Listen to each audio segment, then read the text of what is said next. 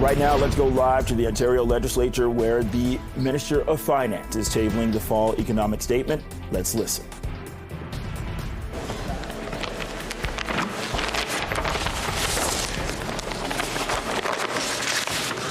Give that back to the Minister. Mr. Bethlenfalvy has moved that leave be given to introduce a bill entitled An Act to Implement Budget Measures and to enact and amend various statutes, and that it now be read for the first time. Is it the pleasure of the House that the motion carry? Carried.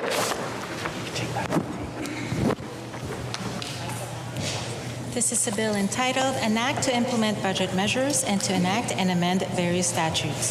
First reading of the bill, première lecture du projet de loi. Would the Minister care to briefly explain his bill? Speaker, I would look forward to speaking to this bill during my ministerial statement. Very much. Introduction of government bills. Introduction of bills. I recognize the member for Toronto Danforth. Thank you, Speaker. I know you've all been waiting for this. I move that leave be given to introduce a bill entitled An Act to Revive 1485997 Ontario Limited, and that now be read for the first time.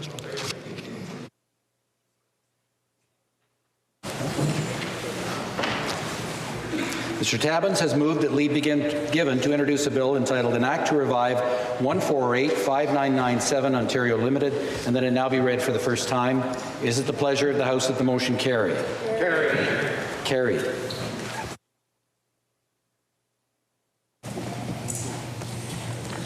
This is a bill entitled An Act to Revive 1485997 Ontario Limited. First reading of the bill. Introduction of bills.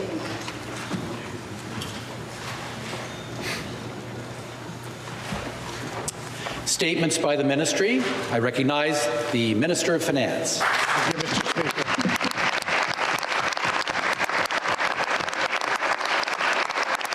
Well, thank you, Mr. Speaker. It's always an honor to rise, and I've developed a tradition. I think this is my 8th FES, Fall Economic Statement and Budget, to acknowledge someone, and I'm going to acknowledge Peter Bethlenfalvy.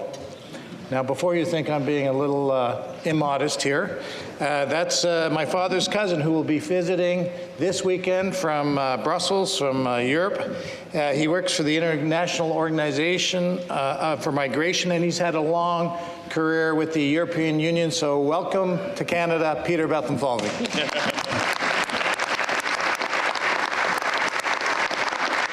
And of course to my dad who's watching right now.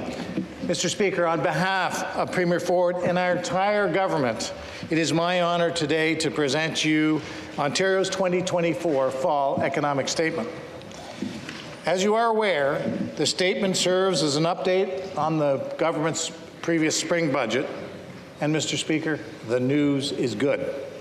But just as importantly, this statement serves as an opportunity for our government to lead with real action for Ontarians. And despite the progress we have made as a government over the past 6 years, the province still is facing enormous challenges, from historic population growth and geopolitical uncertainty to the persistently high cost of living. But thanks to the efforts of Ontario workers and businesses, helped by real leadership from the government with a long-term plan, we can afford to enhance our plan to build so that we can meet these problems head-on.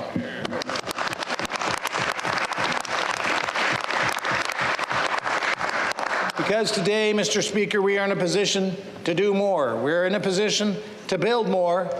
And yes, we're in a position to put more money back in the hard-working pockets of Ontario taxpayers.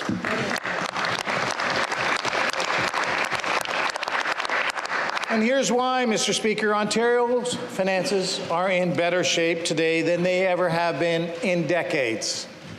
Earlier this year, Ontario received a credit rating upgrade, reversing a trend of downgrades under the mismanagement of the previous Liberal government. We have slashed our deficits, and in fact, this year we have received a credit rating upgrade, reversing a trend of rating downgrades.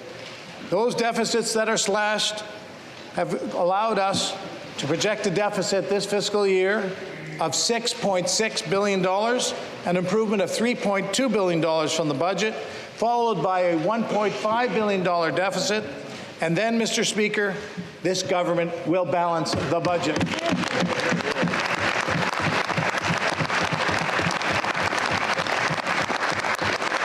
Now, this lower deficit came thanks to a number of different factors, including higher revenues, lower borrowing, and of course, lower interest on debt and lower deficits.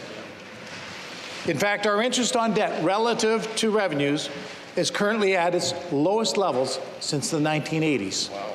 And our debt to GDP ratio, which is a measure of our fiscal health, remains at the best level in about a decade. And this is very good news for Ontario taxpayers. It means that when the province needs to borrow, we can do it at a lower cost.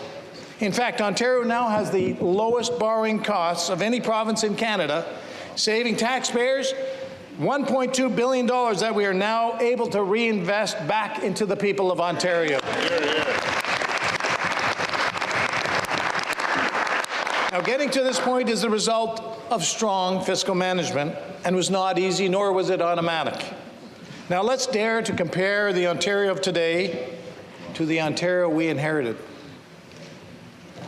All you have to do, and I'm going to ask for a little audience participation, is to tell me whether this is good or bad. Let's start with a simple one. Under the Liberals, 300,000 manufacturing jobs were lost in the province. Red tape held back investment, energy costs soared, and fees and taxes on businesses were high. Tell me, is that good or bad? Now let's compare. Our government has saved business almost $8 billion and cut red tape for businesses. We've attracted $44 billion in auto and EV-related investments over the past 4 years that will help create over 14,000 jobs. How about that? Is that good or bad?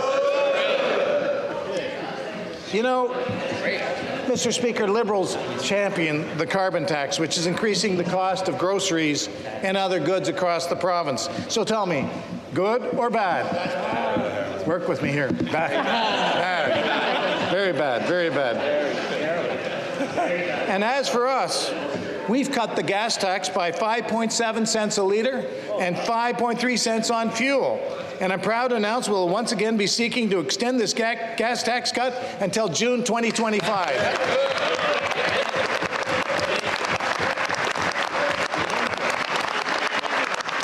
I agree with them. They said this is good. I agree. Or, Mr. Speaker, the tolls. The opposition support road tolls, Mr. Speaker. They tolled highways 412 and 418 in Durham. Good or bad? Bad. Well, we eliminated the tolls on 412 and 418, and we'll be banning any new tolls on provincial highways, including the Garter and the DVP. And let me answer this one. On behalf of the residents of Durham and all of Ontario, that is very good indeed.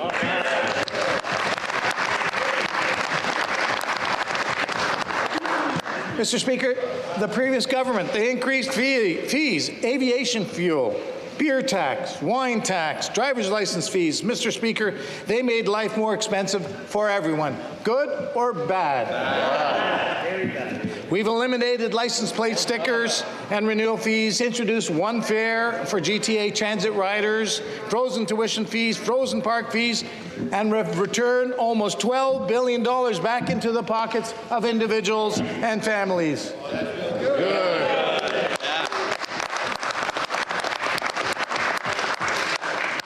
And today, Mr. Speaker, our commitment to affordability continues. Ontarians, like Canadians, are grappling with the aftermath of inflation, high interest rates, and the federal carbon tax. And while we didn't create this crisis, make no mistake, the Premier, I, and our entire government are determined to do something about it. Now, there are only a certain amount of levers that a provincial government can pull to address high inflation or high interest rates, but we do have options. With our new, stronger fiscal position, we can now afford to provide real relief for families to help them in the time of challenge. And we know that people aren't looking for some money back in time for next year's taxes. Frankly, Mr. Speaker, that's too late. They need real support, and they need it now. That's why our government is moving forward to provide an extraordinary payment of $200 to every single eligible taxpayer in Ontario.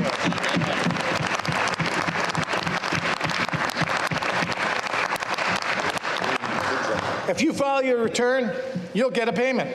And we're providing $200 per child under the age of 18, meaning a family of 5 will receive $1,000.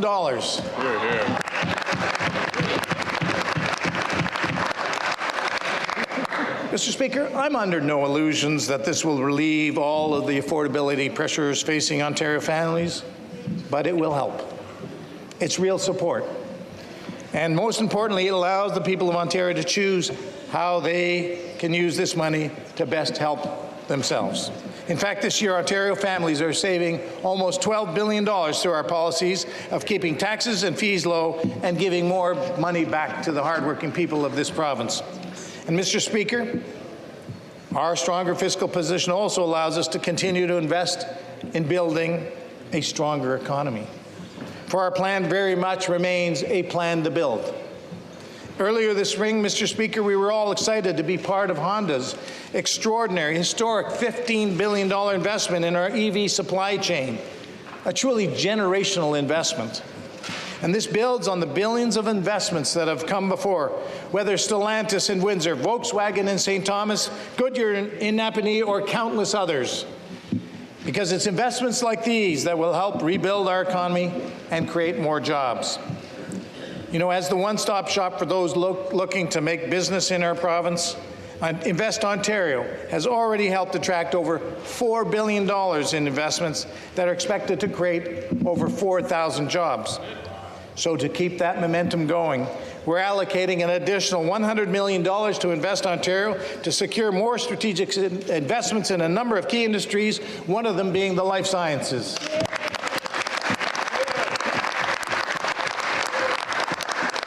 In fact, did you know, Mr. Speaker, that Ontario is actually the largest life sciences hub anywhere in Canada? That's yet another sector ripe with opportunity for growth. Opportunity that we're seizing, which is why we're investing an additional $146 million in our government's life sciences strategy to help fuel growth in the entire sector and our entire economy. Speaker, economic growth is happening everywhere, from east to west, from south to north. As a matter of fact, we are the first government to make steady progress in working with Northern Ontario First Nations to unlock that awesome potential of the critical minerals in the Ring of Fire. We're doing more to power this economic renewal with new sources of energy. Today, under the leadership of the Minister of Energy and Electrification, we are pursuing the largest energy procurement in the history of Ontario and leaving nothing off the table. Nuclear, hydro, renewables, natural gas, biomass, including the long-term refurbishment of the Pickering Generating Station. Now that's something I would applaud. Mr. Speaker, Ontario's economy needs to keep growing and our energy supply needs to keep growing because our population continues to grow. And this growing population, a file mismanaged by the federal government, has put incredible strains on our housing, on our health care, on our highways, and on our transit system. That is why our plan is a plan to keep building the roads, keep building the highways, keep building the transit. We need to get drivers out of gridlock and back to their homes.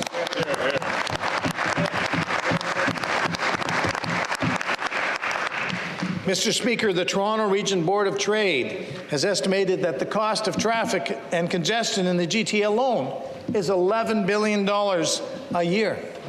That's a significant cost. And others are choosing to make the problem even worse by further congesting our streets by ripping up roadways to build almost empty bike lanes. Well, Mr. Speaker, that's why we're retroactively putting in place new rules that will require municipalities to seek provincial approval before ever installing a bike lane that would reduce traffic.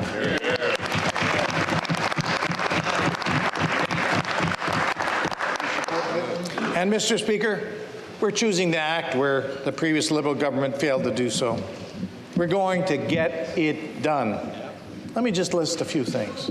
the 413, the Bradford Bypass, the Ontario Line, two-way all-day go, the 401 West, the 401 East, the QEW Skyway, Highway 7 from Markham, wait for it, to Pickering, and now a new feasibility study to relieve the most gridlock highway in North America by building a tunnel under the 401.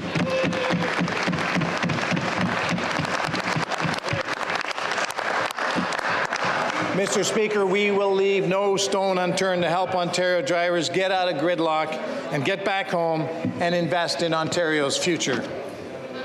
And this list, of course, wouldn't be complete without our government's unprecedented investments in our healthcare sector. While our spring budget included record investments to build and expand and upgrade more hospitals and grow the pool of available medical professionals needed to staff them, this fall, we're extending the Learn and Stay grant to help encourage medical students in Ontario to work as family doctors in their communities.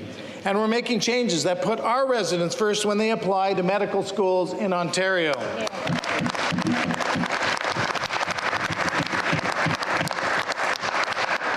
Because the more doctors who come from here, the more likely they are to stay here. You know, Mr. Speaker, while we lead Canada in the number of doctors per person, there is more work to do.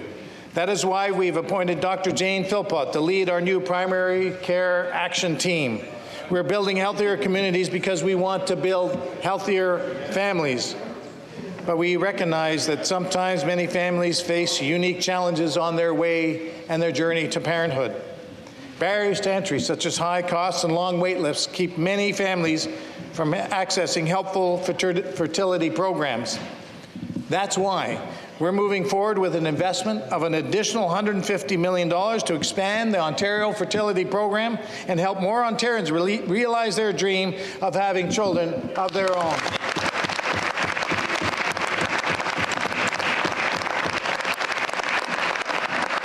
And I'd be remiss not thanking my many colleagues in this House, Natalia Kusendova, Christine Hogarth, Don Gallagher-Murphy, where you're right back there, many women, Caroline Mulroney, many people in this House, the Minister of Health, and not least of which, the Premier of Ontario, who supported this program and this investment.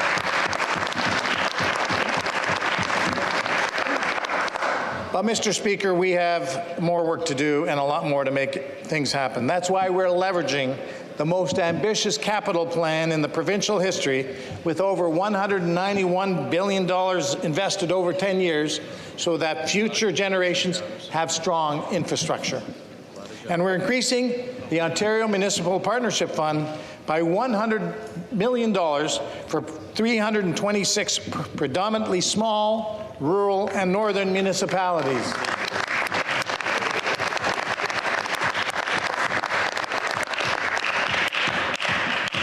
You need the will to see the big projects through, and you need the workers.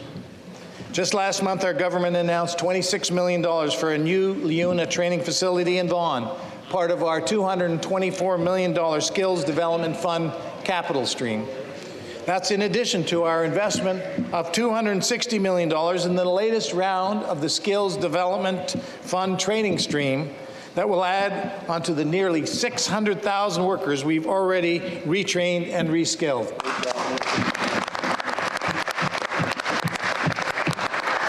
You know, Mr. Speaker, our government has now introduced five Working for Worker bills designed to promote safer, fairer, more accessible, and more rewarding options for Ontarian workers. And, Mr. Speaker, one of the most important things we can do for all workers and all Ontarian families, quite frankly, is ensure that they can live and work in safe neighborhoods, free from harassment and free from crime. That's why we're cracking down on auto theft, cracking down on violent crime, including violence against police officers, cracking down on hate crimes against schools and synagogues, cracking down on an epidemic of illegal drug use, including the opioid crisis. The response from others has been to turn a blind eye to these problems. If they will not, Mr. Speaker, we will. Premier Ford has continued to lead national calls for the federal government to stop dragging its feet on bail reform that will keep violent offenders out of our neighbors and behind bars. You know what, Mr. Speaker? We're investing in new tools to combat the scourge of gang violence and auto thefts. And we will be shutting down and banning drug consumption close to schools and child care centers.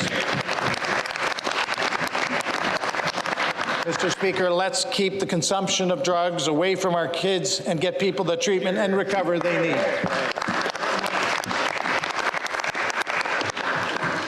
So, Mr. Speaker, the thread connecting all of our actions is clear. This is a government that listens. This is a government that then acts. We are a government that doesn't say cannot and instead asks why not. This is what leadership looks like, and that is what you can count on from this Premier, this government, and all of caucus to do. Mr. Speaker, we're going to continue building Ontario. Let's do it together. Thank you very much.